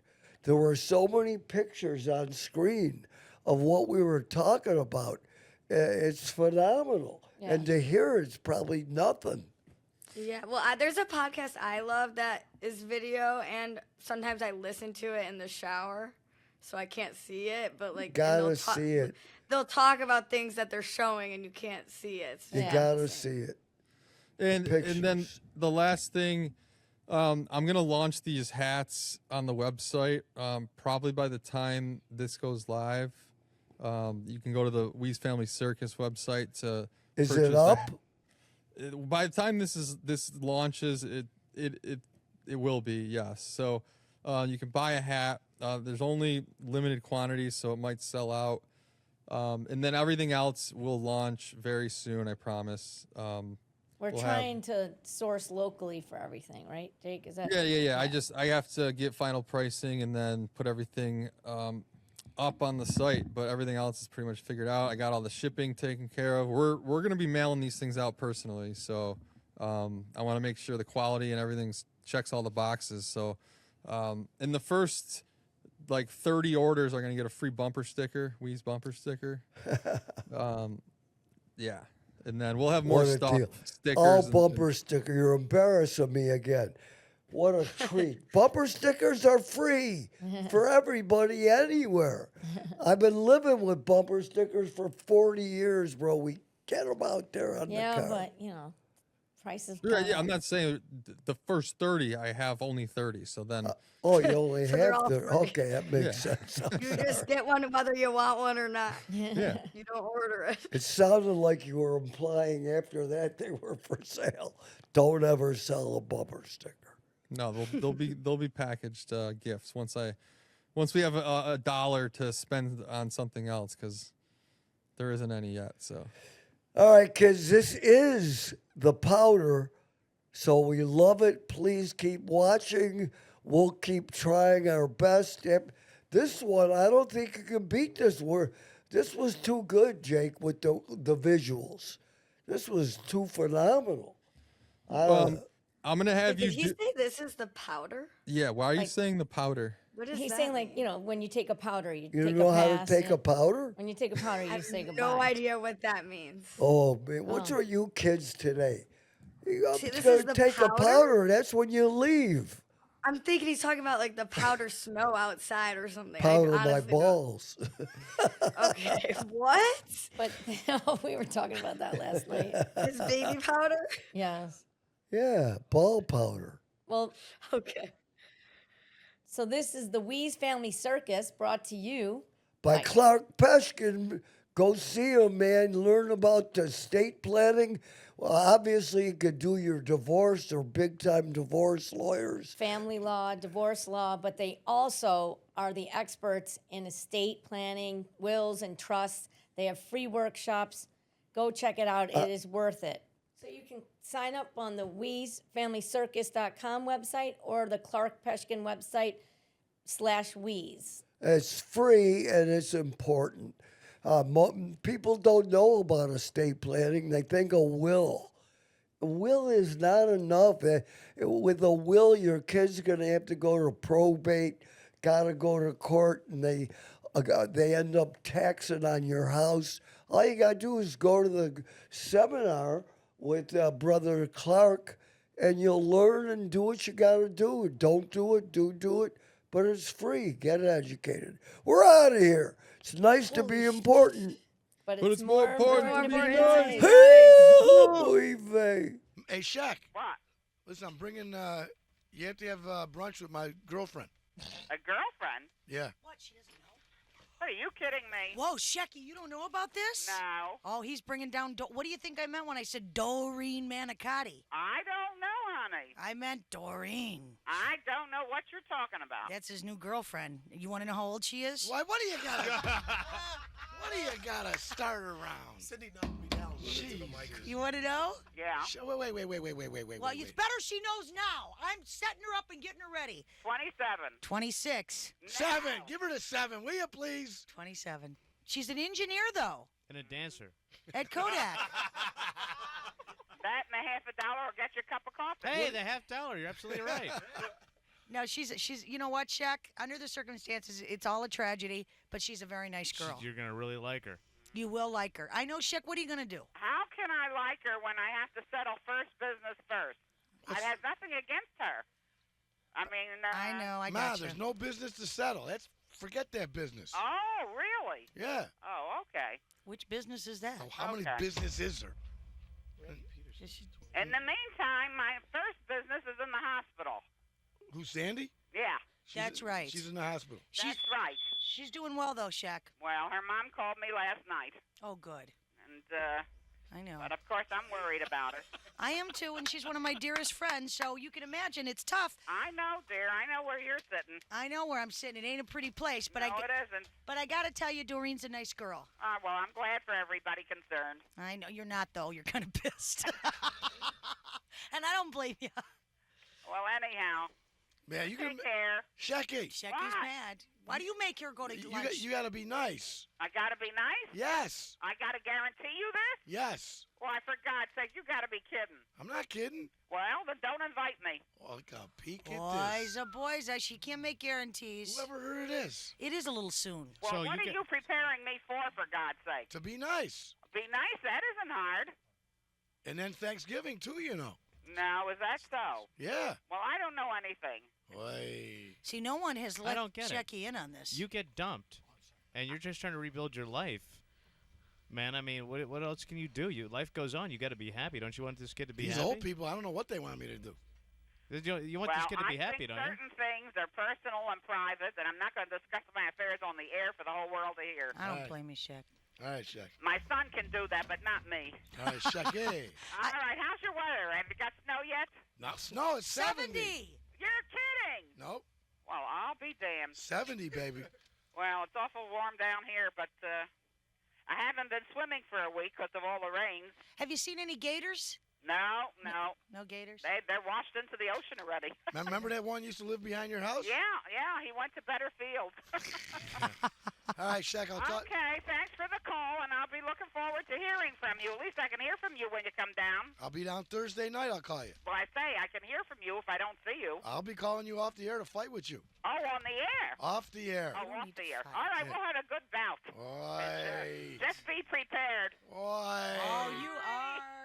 Oi. Okay, kids. Goodbye. See you. Hi. Love you, Shaky. You Love are you all. dead. Bye.